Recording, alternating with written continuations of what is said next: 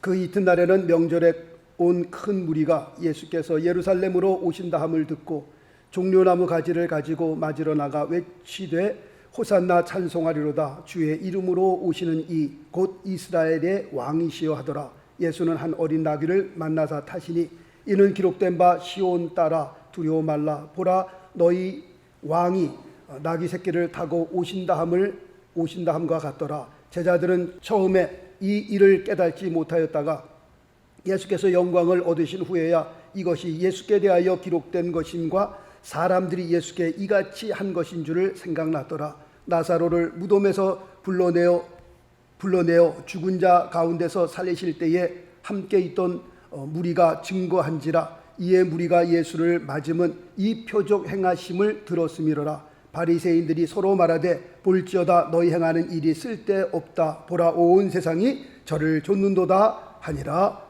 아멘. 할렐루야. 왕으로 오신 예수라는 말씀의 제목을 통해서 같이 오늘 은혜를 나누려고 합니다. 예수님께서는 오늘 본문 말씀에 나오는 예루살렘 방문 전에도 예루살렘을 여러 번 방문하셨습니다. 그러나 그때는, 여러 번 방문하셨을 그때는 그냥 조용히 다녀가셨습니다. 그리고 사람들은 그때에도 지금과 같이 예수님을 왕으로 삼으려고 했었습니다. 그러나 그때는 주님께서는 그것을 거절하셨습니다. 말씀 보겠습니다. 요한복음 6장 15절 말씀에 보니까 그러므로 예수께서 저희가 와서 자기를 억지로 잡아 임금 삼으려는 줄을 아시고 다시 혼자 산으로 떠나가시니라 라고 말씀이 기록되어 있습니다. 그러나 오늘 본문 말씀 보니까 오늘 본문에 나온 사건은 틀립니다. 이번 예루살렘 방문은 달랐습니다. 오늘 12절 말씀해 보니까 그 이튿날에는 이라고 되어 있는데, 이 날은 죽은 나사로를 살리신 그 다음 날을 가리켜 말씀하고 있는 거고요. 여기서 또 명절에 온 큰 무리가 되어 있는데, 여기서 명절은 유월절을 가리켜 말씀하고 있는 겁니다. 유월절을 지키기 위해서 해외 사방에서 몰려든 무리들을 가리켜 말씀하고 있는데요. 역사에 보니까 약 200만 명의 사람이 모였던 것으로 기록되어 있습니다. 지금도 200만 명이면 굉장히 큰 숫자인데, 그때 당시에 200만 명이라면 어마어마한 숫자였습니다. 그렇게 많은 무리가 유월절을 지키기 위해서 예루살렘으로 모여들었다라고 기록하고 있고요. 그 다음에 12절 계속해서 보면 예수께서 예루살렘으로 오신다 함을 듣고 라고 되어 있습니다. 이제 유월절을 앞두고 예수님의 이번 예루살렘 방문은 예수님 생애의 마지막 방문이 됩니다. 오늘 예루살렘에 입성하시고 이번 주 금요일에는 예수님께서 십자가에 못 박혀 돌아가시게 됩니다. 그래서 이번 주 금요일을 우리는 성금요일 그렇게 얘기를 하고 있습니다. 자, 또 13절 말씀 읽어드린 13절 말씀 또 보겠습니다.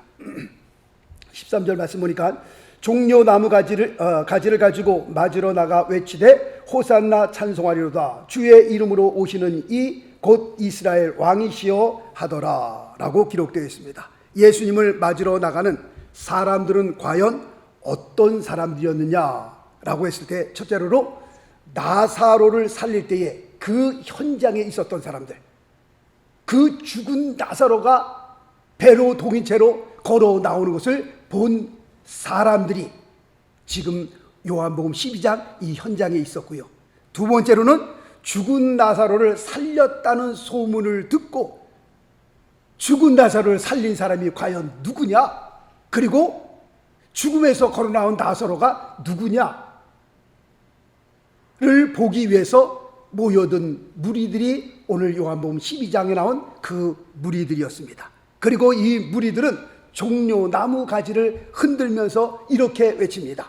호산나 찬송하리로다. 주의 이름으로 오시는 이 곧 이스라엘 왕이시여 라고 하면서 길거리에 종려나무 가지를 깔고 자기의 옷을 깔고 하면서 종려나무 가지를 흔들면서 그렇게 외치고 있습니다.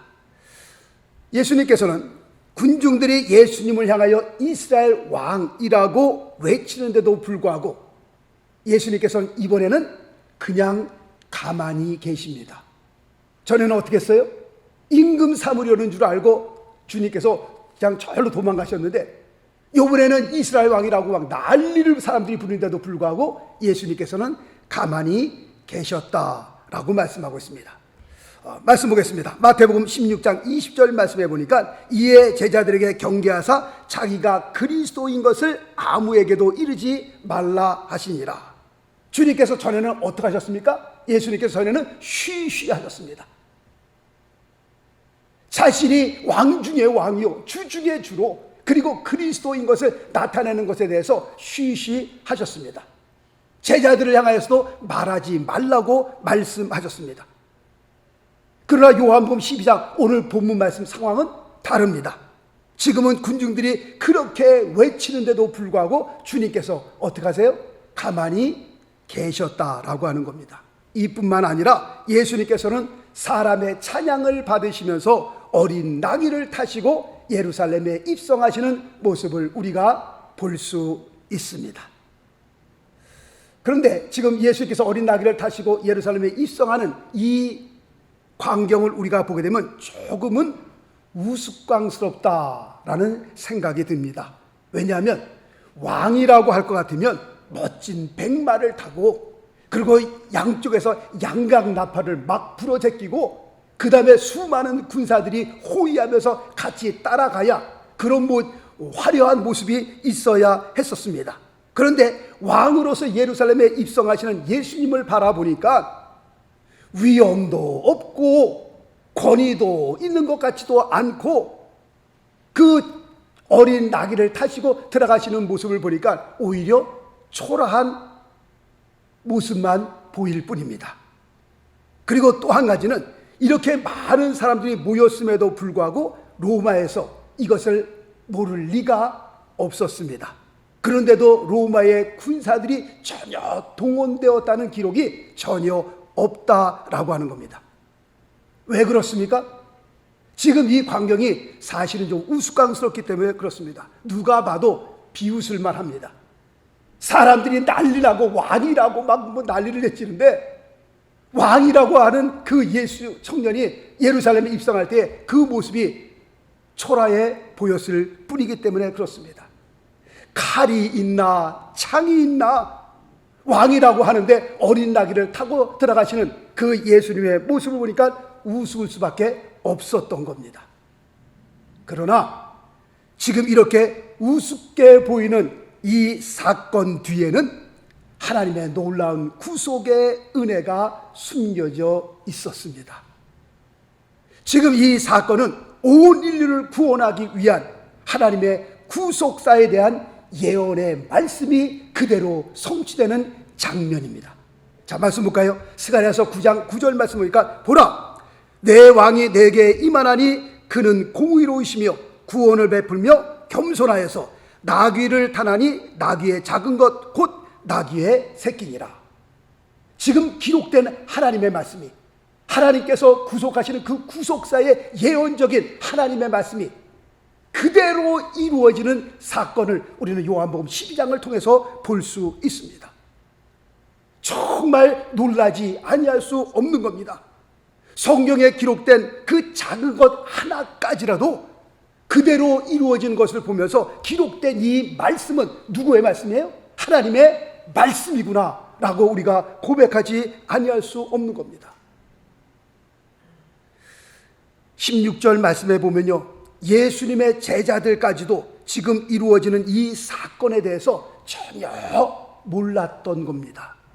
나중에 예수님께서 영광을 받으신 후에야 비로소 그때 깨닫게 되었죠. 아, 지금 이 사건이 이렇게 되어질 사건이었었구나. 아, 구약에 예언되어졌던 그 하나님의 구속사의 예언의 말씀이 이렇게 맞아 들어맞았구나. 나중에 주님께서 영광을 받으신 후에야 그때 제자들도 깨닫게 되었다라고 하는 겁니다. 성경에 기록된 모든 것은 그냥 기록된 것이 하나도 없습니다. 성경에 기록된 모든 것은 기록된 대로 하나하나 그대로 우리 역사 안에서 이루어지고 있다는 겁니다. 예수님의 죽음과 부활도요, 이미 성경에 기록된 대로 이루어진 겁니다. 하나님께서 인간이 인간을 만드셨을 때에 전혀 죄를 짓지 않을 거라고 기다렸는데 죄를 지은 것을 보고 깜짝 놀라갖고서 야, 안 되겠다 라고 해서 갑자기 하나님의 아들 독생자 예수가 이 땅에 오신 것이 아니라고 하는 겁니다. 예수 그리스도의 오심은 정말 하나님께서 창세기 1장 1절 태초 때부터 주님 오시기로 작정되어 있었던 겁니다. 첫 번째 예수님 메시아의 오심은 창세기 3장 15절에 그 말씀의 예언의 말씀이 기록되어 있는 것을 우리가 보게 됩니다. 그러므로 성경에 기록된 모든 것들은 다 하나님의 말씀 안에서 모든 것이 이루어지고 있는 겁니다. 고린도전서 15장 말씀에도 보면요, 성경대로 그리스도께서 우리 죄를 위하여 죽으셨다가 또 말씀해 보면 성경대로 우리를 위하여 사흘 만에 죽음에서 다시 살아나셨다라고 말씀하고 있습니다. 모든 것이 다 어떻게 해요? 성경대로 성경대로 성경대로입니다. 오늘 요한복음 12장 말씀에도 어린 닭이 새끼를 타고 들어가시는 것도 무엇대로요? 성경대로입니다. 하나님께서 구속 그 살을 이루기 위해서 예언되어진 그 말씀 그대로 이루어지는 겁니다. 인간의 모든 역사는 하나님의 말씀이라고 하는 그 강줄기를 타고 흘러가고 있는 겁니다. 하루는 느부갓네살 왕이 꿈을 꿉니다. 그리고 그 꿈을 다니엘이 해석을 합니다. 그 꿈에 대한 것은 인간 역사에 대한 꿈의 해석이었습니다. 그리고 다니엘이 해석한 대로 인간 역사는 그대로 흘러갔다라고 하는 겁니다. 역사를 통해서 볼 때라도 그대로 맞아 들어갑니다. 다니엘이 그때 느부갓네살 왕의 꿈을 해석할 때는 앞으로 되어질 일을 해석한 겁니다. 그러나 우리는 지금 바라볼 때에 다 역사에 이루어진 것들을 지금 바라보고 있는 겁니다. 그러므로 느부갓네살 왕이 꿈꾼 것을 다니엘이 그 해석하는 그 모든 것을 보니까 머리, 어깨, 가슴, 배, 넓적다리, 그 다음에 종아리, 발에 이르기까지 그 쭉 역사를 보면서 하나님의 말씀대로 이 세상의 모든 역사는 하나님의 말씀의 강줄기를 따라 흘러가고 있구나. 우리의 생사화복을 붙드신 하나님, 역사를 주관하시는 하나님, 그 하나님께서 하나님의 말씀의 줄기를 따라 이 세상 역사를 이끌고 가신다라고 하는 겁니다.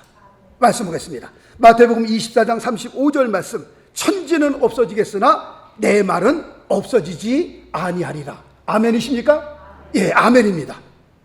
천지는 없어져도 하나님의 말씀은 율법의 1.1핵도 땅에 떨어지지 않는다라고 말씀하고 있는데 그 말씀 앞에 우리는 아멘으로 화답합니다.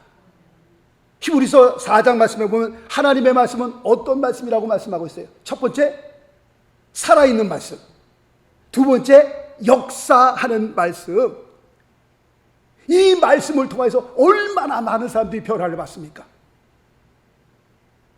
이 말씀을 통해서 얼마나 많은 사람들이 회개하고 그리스도 앞으로 돌아옵니까? 왜 그런 겁니까? 기록된 이 말씀은 첫째, 살아있는 말씀이고요. 두 번째, 역사하는 말씀이기 때문에 그렇습니다. 각자 개인에 따라 하나님의 말씀이 다 역사하는 모양들이 다 틀립니다. 지금은 목사님 사모님 되셨는데요, 이분이 목사 사모가 안 되기 위해서 그렇게 발버둥을 쳤는데 목사님 되신 그 목사님께서는 이제 사모님 되실 그 부인을 향하여 내가 당신이 수긍할 때까지, 오케이 할 때까지 기다리겠습니다. 당신이 오케이 하기 전까지는 내가 신학교 가지 않겠습니다. 내가 하나님 앞에 부름을 받았는데 당신이 동의해줘야 내가 가겠습니다. 그 와이프는 막 목사 사모 되는 게 싫어갖고 그 가는 길이 힘드니까 막 죽으라고 싫어했는데, 물론 교회를 다니면서 열심히 주님을 섬겼던 분들이었습니다. 그런데 하루는 그 사모님께서 이제 신학교 남편이 가시기 전에 성경을 펴서 보는데요, 눈길이 가는 곳곳마다 성경에 이런 중어만한 글씨로 팍팍 떠오르는데 막 놀랄 정도로 눈을 이쪽으로 돌리면 그쪽에 말씀이 막 주먹만하게 막 자기 눈앞으로 막 떠오르고요. 이쪽에 보면 이쪽으로 떠오르고, 거기서 막 깨어지고 부서지면서 하나님 앞에 엉엉 울면서, 하나님 이제 허락하겠습니다. 이제 주의를 가겠습니다. 그랬다는 간증을 들었습니다. 그렇습니다. 하나님의 말씀은 어떤 말씀이에요? 살아있는 말씀, 살아계신 말씀. 하나님의 말씀 어떤 말씀이에요? 역사하시는 말씀. 간증을 들으셨는지는 모르겠지만 주한장로교회 나경일 목사님 암병으로 다 돌아가실 때쯤 됐잖아요. 병원에 침대에 들어오고 계신데 사모님, 장로님들, 목사님들 오셔서 같이 이렇게 기도하고 있는데 의사가 와서 이제는 장례식 준비하셔야 되겠습니다.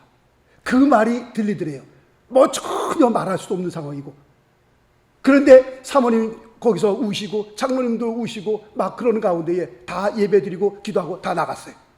그런데 그 마음, 목사님이 간증하신 거예요. 그 마음에 하나님의 말씀이 하나 떠오르는 거예요. 무슨 말씀이에요? 그가 채찍에 맞음으로 내가 나음을 입었도다. 그 말씀이 딱 마음에 자리 잡는데, 그 말씀이 요동을 치는데요, 화장실을 가고 싶다는 거예요. 그런데 몸이 안 움직여지니까 화장실을 갈 수가 없는 거예요. 화장실을 가고 싶어서 온 몸에 힘을 줘갖고서 억지로 침대에서 떨어지신 거예요.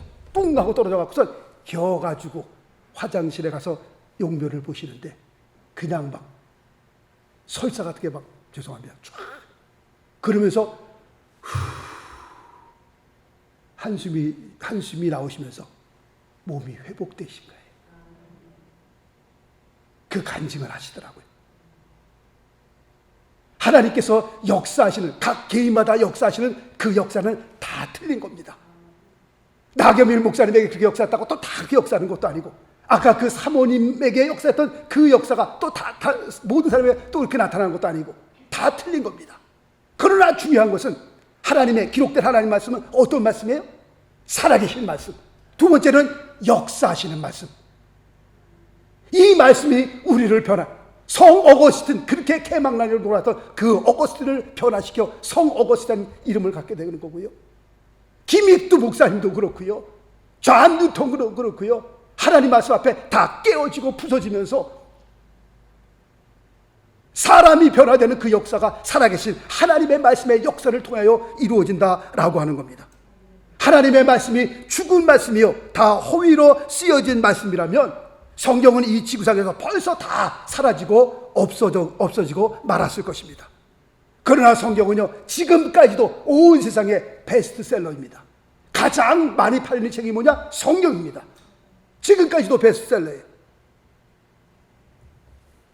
우리는 요한복음 12장 오늘 말씀을 읽어가면서 한 가지 좀 짚고 넘어가야 할 것이 있습니다. 그것이 뭐냐면, 사람들은 예루살렘으로 입성하시는 예수님을 왕으로 환영하고 왕으로서 찬양하고 있습니다. 그렇게 예수님을 맞이하고 있습니다. 그런데 그 무리들이 생각하고 있던 왕은 어떤 왕이었느냐 한번 물어볼 필요가 있는 겁니다. 여기서 호산나라고 하는 뜻은 우리를 구원하소서라고 하는 그런 뜻을 가지고 있습니다. 그리고 그들이 외치는 그 외침은 이스라엘의 왕이시오라고 그들이 찬양하며 외치고 있습니다. 그들의 찬양을 들으면서 깨달은 것은 그들이 진정 원했던 왕은 어떤 왕이었었느냐 라고 볼 때에 첫 번째, 하나님 나라의 왕이 아니었습니다.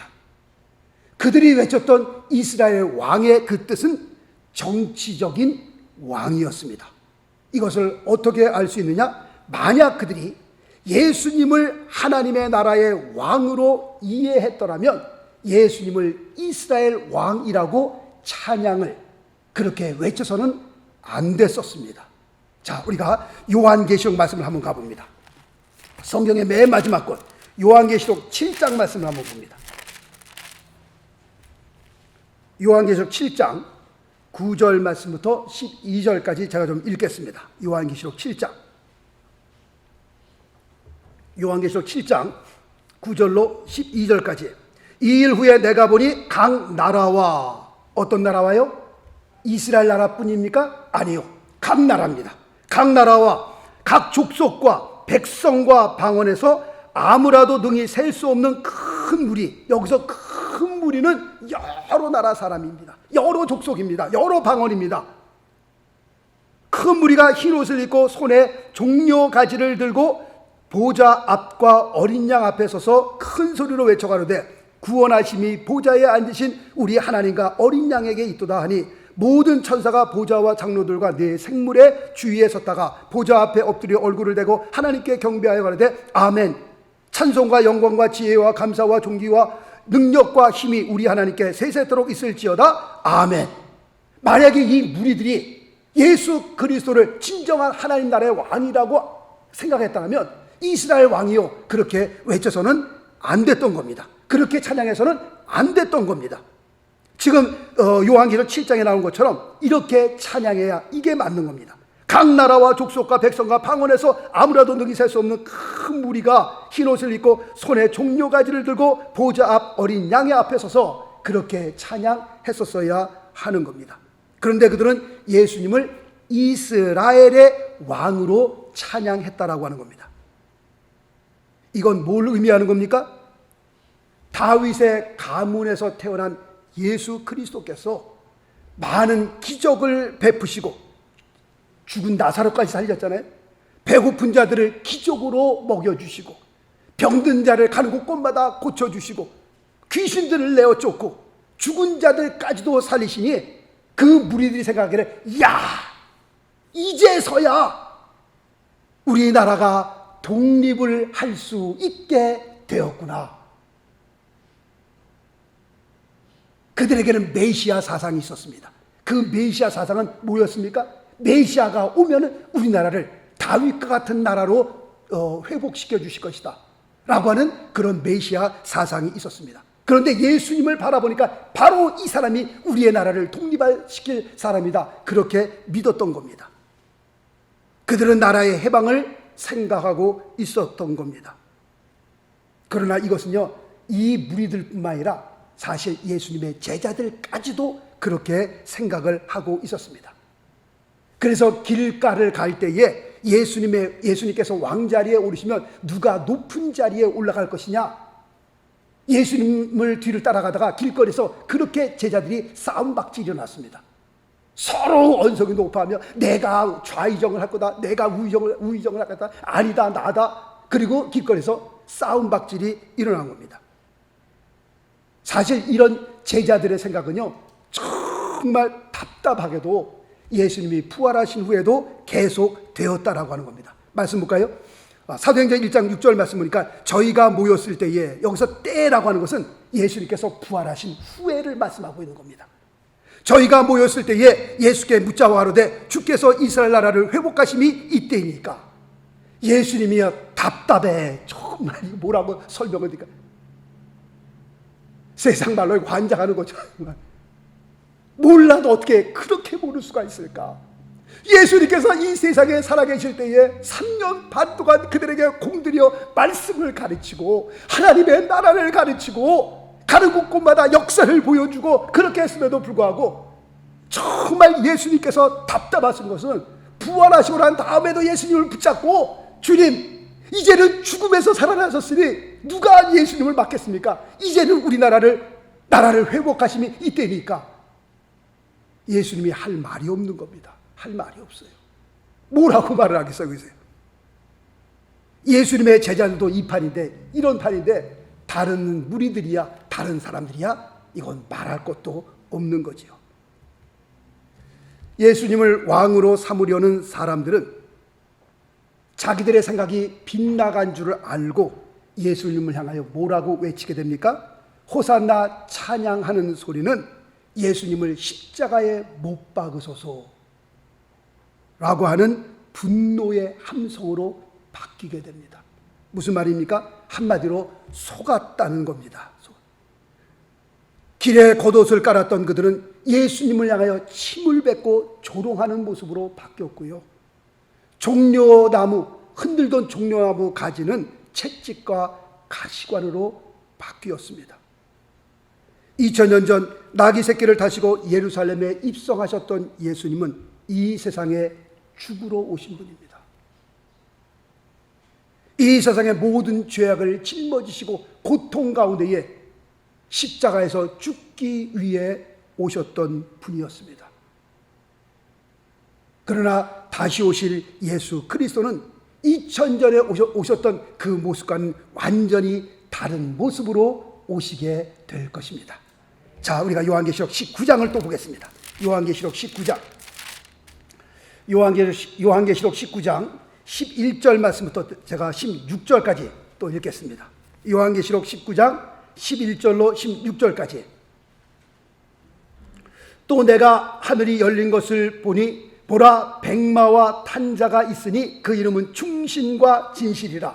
그가 공의로 심판하며 싸우더라. 그 눈이 불꽃 같고 그 머리에 많은 면류관이 있고 또 이름을 쓴 것이 하나가 있으니 자기밖에 아는 자가 없고 또 그가 피 뿌린 옷을 입었는데 그 이름은 하나님의 말씀이라 칭하더라. 하늘에 있는 군대들이 희고 깨끗한 세마포를 입고 백마를 타고 그를 따르더라. 그의 입에서 이한 검이 나오니 그것으로 만국을 치겠고 친히 저희를 철장으로 다스리며 또 친히 하나님 곧 전능하신 이의 맹렬한 진노의 포도주 틀을 밟겠고 그 옷과 그 다리에 이름 쓴 것이 있으니 만왕의 왕이요 만주의 주라 하더라. 아멘.